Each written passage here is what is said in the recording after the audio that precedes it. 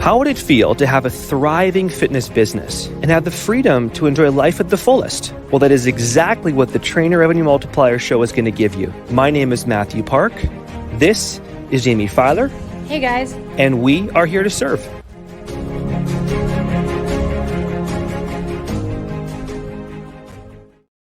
Team, welcome aboard. We have my amazing partner in crime, Jaime Filer, the fantastic powerhouse turbo herself today for our podcast on follow-up. And Jaime, how are you doing on this fine, wonderful, awesome morning? It has been a really great Wednesday so far. I've been spending it with my Woman Crush Wednesday. Katie and I were making content all morning, batch creating that so that we didn't have to worry about it next week because we're in Costa Rica. So we are setting ourselves up in advance. That sounds like a lot of fun. Costa Rica in the sun, vitamin D. Well, you're over in Florida, so you already get vitamin D. There's never a lack of vitamin D where I am. Well, in Canada, it's a little bit different. So I'm just going to poke at you for one quick second, but it's all good. Awesome. Well, we have a pretty hot topic that we're actually going to go over that I know you taught in TRM Gold as well this week, which is pretty epic. It's one that we probably get a lot of questions on with all of our clients. Yeah. And one that obviously is pretty important in our business. Yeah, for sure. Right. It is follow-up. 110%. The big bad follow-up. And I think the big question obviously comes into, of course, there's a lot of things you can talk on follow-up, but the ways, of course, of doing it, how to do it, the best techniques of using it. Is it personalized? Is it automated? How do you incorporate these things? And I think we're definitely going to cover all those bases and more in today's interview for the podcast, talk more about those things. How do you, Jaime, define follow-up in your business? What's your definition of follow-up in your eyes? I think it's any interaction or conversation that takes place after a call. So anything after the meeting, whether it's a rapport call, a triage call, or the actual sales, compatibility, discovery call, whatever happens after is all follow-up. Will you define that whether they say yes or they say not yet?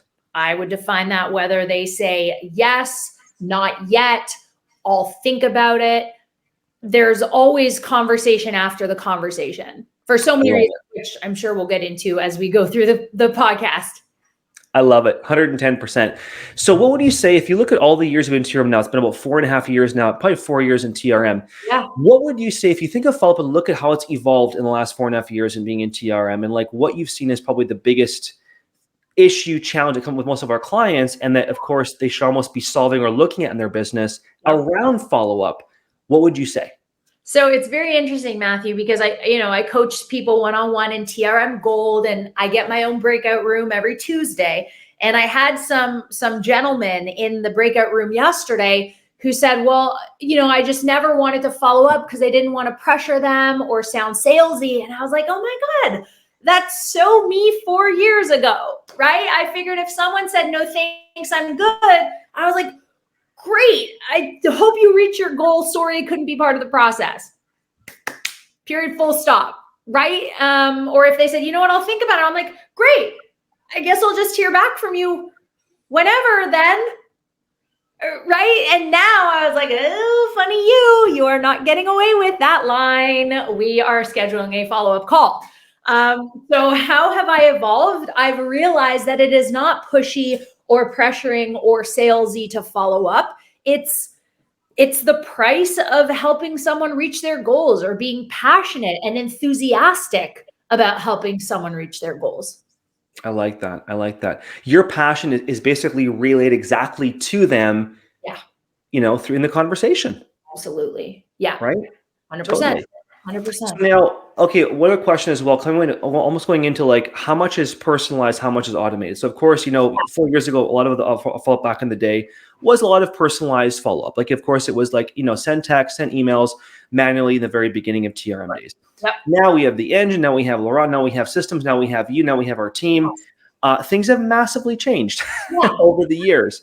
Absolutely. So when you've looked at all the coaches, of course, you've worked within TRM, even like outside of the TRM circle and even coaches in general, what do you think is one of the most effective balance, almost like percentage breakdowns of personal and automated in your follow-up process or around that circle anyway?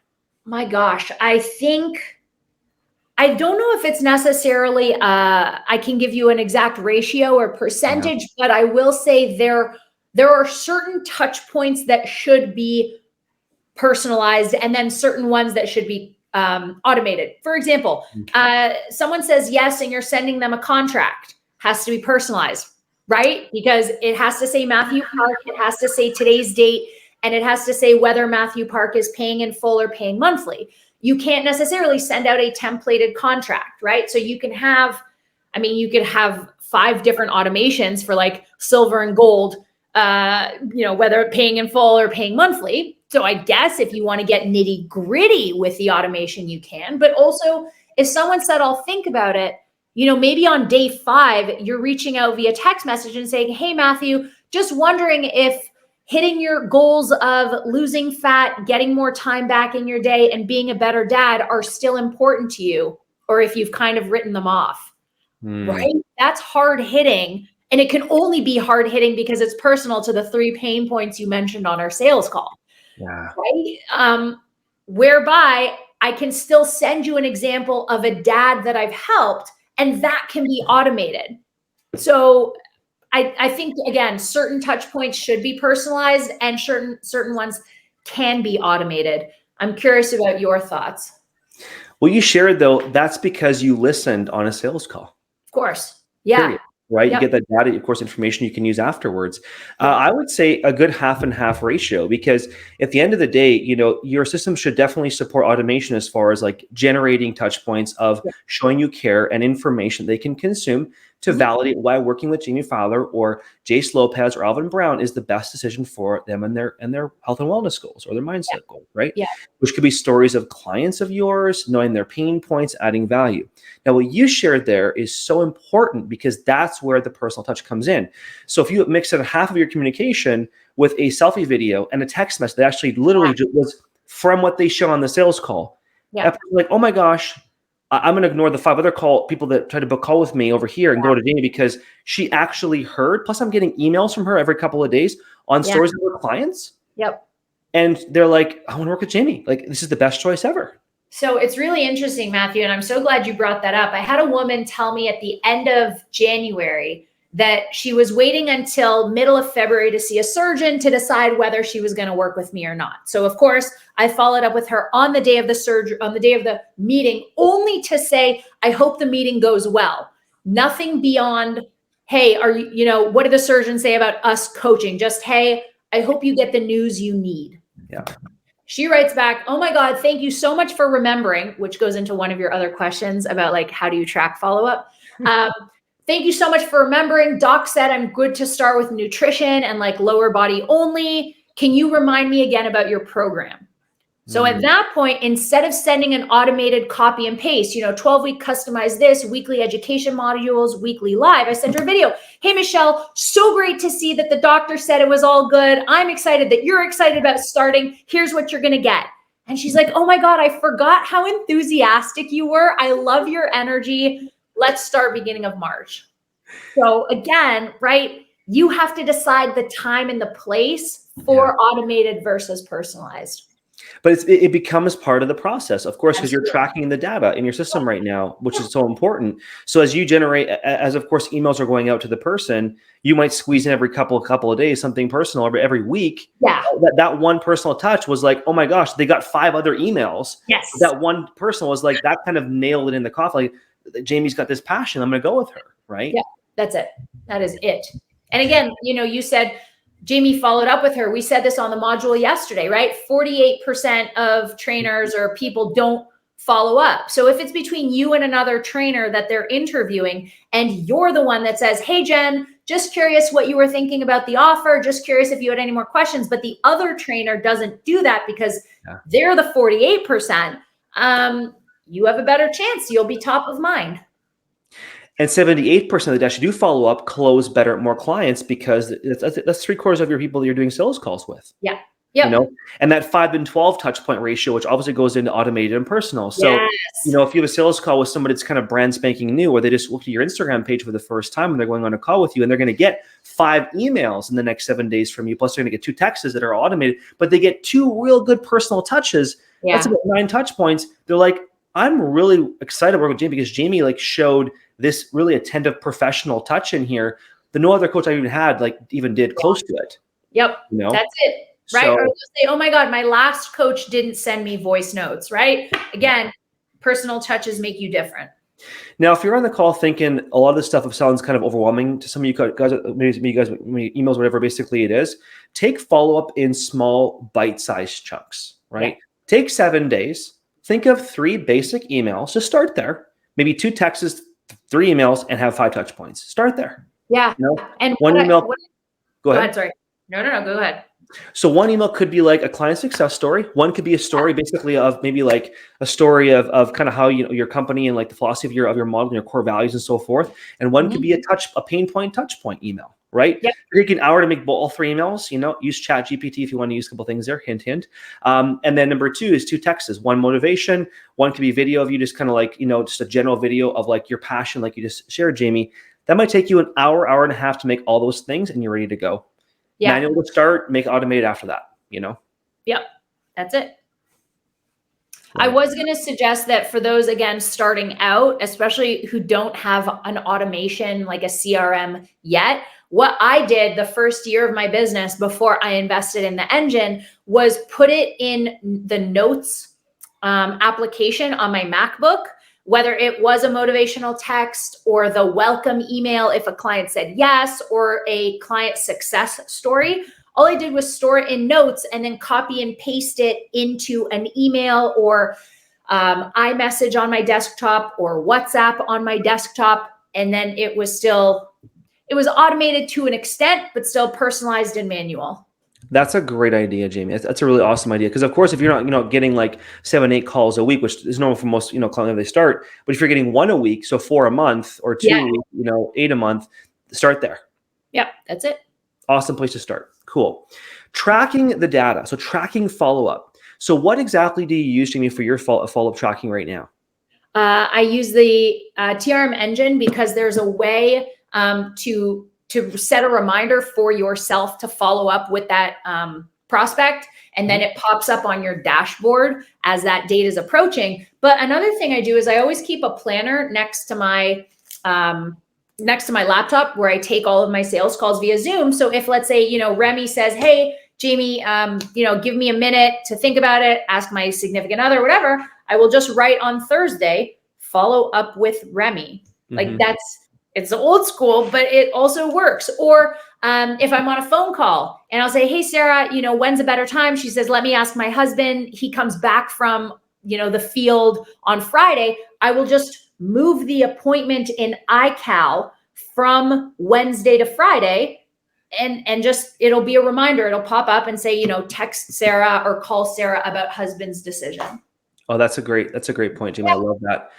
I want to share a point I think is kind of also important to kind of bring up as well. It's almost the aspect of trying to generate lots of like almost like trying to buy ads or leads before you even have follow-up actually in place. Yeah. And I say it because I think a lot of coaches get too far ahead of themselves. They want to invest in, you know, outside resources that maybe cost whatever money it is to bring in leads. And that's totally cool. I'm totally cool with that. We're both cool with that. Yeah. But all of a sudden their system or their follow-up is it's almost like non-existent. Yeah. You're basically wasting money for nothing. Yep. And depending on more of a system that do all for you, which again, I'm all for automations, but there's a certain point where your personal becomes part of it. Yeah.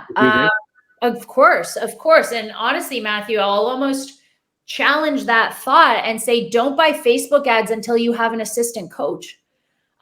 You know, I actually got banned from Facebook ads in February of 2020. So I've not been able to run an ad in 3 years. And I had to hire an assistant coach because I couldn't handle my organic traffic, let alone what would happen if I even started paying for it. So forget follow-up and system. You need an assistant coach before you buy Facebook ads. And then both you and your assistant coach need to figure out what follow-up is going to look like so no client loses value when they come into your ecosystem. But you already gave an example that you never even had Facebook ads for 3 years, or even like really any all. I didn't have them before 3 years either. Yeah. And you're basically like a mid to high 6-figure business. So at the end of the day, like it goes show like when your organic, niche is so niche down to who you're trying to serve, and your niche so well, which of course you do, your LTV community, and you serve them at the highest level, that just generates referrals, word of mouth, share your post, comment your post. That is lead generation at its best, right? That took you a bit of time to generate, but now it's compounding effect. Absolutely. Absolutely. And that you just mentioned, go ahead. No, I didn't. Yeah, go ahead. Oh, that was awesome. You go ahead, Jaime. You're awesome. Okay. So let's say you do a hard-hitting post direct to your ideal client avatar, and you do a comment below, overcome overwhelm, if this sounds like you. Yeah. Cool. A follow-up is actually messaging, even if it's copy and paste, every single one of those people who commented overcome overwhelm. And then as soon as you send that message in your DM, flag it. Because it means that once upon a time, they were interested in what you had. They felt like they fit your ideal client avatar. And I now go back into those flagged messages once a week and say, hey, Michelle, just curious if overwhelm is something you're still struggling with, or hey, Bex, just checking in to see how your fat loss goals were coming. That is absolutely brilliant. It's so important, and Jaime, I should realize that, because I think one thing you've really become masterful at, obviously, is follow-up also, which could be a whole different podcast interview, by the way. Follow-up in social media, right? In social media follow-up, whether it's commenting or taking your likes and DMing and flagging, and a whole different unique concept that, of course, also takes tracking as well, too. That's it. Yeah, 100%. Yeah, agreed. Do you want to go into tracking? Let's do it. Yes. All right. So tracking, because this is also important. We have clients who come into TRM and they're just like, no, yeah, like I'll go into my text every once in a while and I'll message an old client. I'll be like, and then do you keep track of that person, or how do you know when the last time you messaged them is? And what if you delete the conversation? Because now you have 800 ongoing threads in your text message. It's a lot. So what we recommend, and what you and Tanny created, was a Google Sheet that not only has a database of everyone you currently work with, everyone you've ever worked with, and all new people who are interested in working with you, but we have added in the evolution of TRM columns that say follow-up 1, 2, 3, all the way through 8, in which you can put the date that you followed up with that individual and the medium by which you followed up: text, email, phone call, DM, Facebook Messenger, WhatsApp, whatever, carrier pigeon. And I think that is exceptionally helpful as well. So 100%. Yeah, you can track it in the Google Sheet, or like I said, if it's a Facebook or an Instagram message that you've flagged, I go through all of my flagged messages just one day a week. And I like, that's my day for flagged messages. Interesting. Yeah. That's kind of intriguing. Here's a stat I want to share with you as well, Jaime. Actually, maybe you don't even actually know this stat, actually, but like when I first started TRM, basically about 4.5 years ago, all the leads and clients that came in the first year and a half were from a database, Jaime, which is kind of funny. I want to share with TRM is that we basically work in a database, which probably was, because I used to own INBF back in the day. I used to, of course, do the, beverage company. So I had a lot of connections and, Super League and so forth, right? Sure. So it was just really nurturing people that I already knew, like back in the day. You were one of those people, right? From Super League, right? And the database was literally my year and a half of working that. Like, some people took 6 months to say yes. Kristen Graham, you gave me a text like Christmas, whatever it was, working with you. But we nurtured a friendship first, but basically until you became a client, and all of a sudden now we're colleagues. So it's funny how, don't ever ignore what's already in front of you. And that follow-up in a database is critical, because that's where you can keep rebuilding trust, right? And then those into referrals and collaborations in 3 or 4 years later, whatever you want to. So I know we're going into that, but I think you put as one of your questions in the skeleton, how much follow-up is too much, or is there such a thing as too much follow-up? And however controversial this might be, my answer is no, not if you're passionate about what you do. I am not embarrassed or ashamed to tell the people that I coach in TRM Gold that if I get blocked on Instagram, I have followed up enough. And that's the truth. It's fine by me. And I probably have like 100 people who have blocked me because once upon a time they expressed interest, and like a pit bull, I latched on and didn't let go. That is because you care, though. Yeah. Yes. You care about the results, you care about helping them, and because you care so much, they're like, it wasn't a fit for them. That totally is fine. Yeah. That happens once in a while. Yeah, for sure. You know? But I'm assuming the only people who are listening to this podcast and the reason you've stuck around for the last 20 minutes is because you care. So friends, if you're getting blocked on Instagram, as long as you're not doing it because you're offensive or aggressive, you're fine. You're fine. 100%. You know, it's funny. I was talking to a guy, I forget who it was recently, and we're talking about Instagram DMing stuff. And basically, like, if someone follows you, he's mentioning about if a follower was given a gift from you as a follower, a new follower, like right off that, like basically, hey, thanks for following me, Jaime. It's a pleasure to, you know, where are you from? By the way, here's a gift if you don't mind if I share it with you, just kind of as a new follower of my page. That's kind of cool. It's kind of cool to add some value to a new follower coming into your thing, almost like lead magnet, whatever basically it is. So follow-up doesn't always have to be asking for a call. Sure. It can be a conversation. It can be through email and text, whatever it is. But the other part I want to mention is the omnipresence of it. You know, if you're only using email, it's better than nothing. Yep. But use multiple sources of follow-up, right? Yeah. Some people are on text more than email. Some are on social more than email, whatever basically it is. And, you know, so looking at follow-up, you know, start with a small database. If you're doing 2 or 3 calls a week, wonderful. If you're doing 1 call a week, that's totally fine too. Yeah. But imagine if you had good quality nurturing with that 1 call a week, and you actually took care of that person, even though it was maybe a not yet, but they're like, oh my gosh, this person cared about me. I'll tell my buddy Jeff over here to come over to us because, you know, he showed care in my conversation, though I was a no, or I wasn't not yet, you know? So you never know who's kind of in the circle of that. So to me, follow-up is almost like a skill that you have to keep building with your business. And then you keep improving. You never stop improving the follow-up. It's always going to get better and better and better. Yeah. Yeah. Another important note to make when you're tracking your follow-up is in terms of getting personal, have a note written about what that person was struggling with. You know, again, even if they responded to a comment on your TikTok or your Instagram specifically about not understanding macros, then when you follow up, even if it's next month because they've been ignoring your DMs or whatever, hey, Mathew, just curious if you're still struggling with what macros are and how to count and track them. So always take a note of, like, again, you know, if it's an old client, why they came to you in the first place, how their goals were coming. If it's a new prospect, what they expressed interest in terms of their goals and that kind of thing. I love it. Let's ask this question for both of us, Jaime, and it's more of a question of a personal kind of for both of us, is like, in your eyes, what are like 2 or 3 do's and don'ts that you would do, Jaime Filer style, you know, in your sales follow-up approach? So 3, you know, 2 or 3 do's, 2 or 3 don'ts. Don't give up before the 12th contact point. Yep. Do always be kind and courteous in your follow-ups. Don't be aggressive. Don't take anything personally. If you get ghosted, they may have, you know, it's like someone ghosting you on a date. Maybe they got cold feet. Maybe they just decided that online coaching wasn't for them. Maybe, God forbid, something happened in their family. Like, it's not you. Yeah. So those are my do's and don'ts. What are yours? My number one is after a call, my don't is don't like wait to respond until 3 days later. Yeah, for sure. That's like, just don't avoid that, you know, like, oh, or let them get back to you. Yep. Right? Yep. Don't finish a call and be like, hey, just get out whenever you're ready. I'm like, they're probably not going to get back to you when they're ready, you know?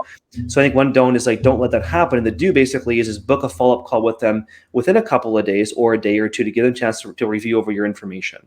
Yeah. And the last piece is you can never do too much follow-up. Yes. Also, yes. Yeah. So that one's definitely in there, but make sure you can do it omnipresent style. If you can do it in 3 different places, if possible, to maximize, like, hit different angles with your follow-up process. Yeah.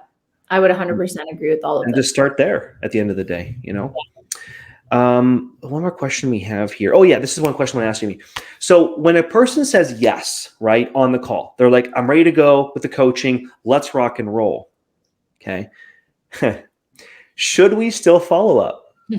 Yes, because as you and I did our research, anywhere between 30 and 74% of people experience buyer's remorse Yeah. So the goal is to reduce that by showing them right away that they're welcomed into the community, that we know what we're doing, that our onboarding process is smooth, because that'll build their confidence in the whole program.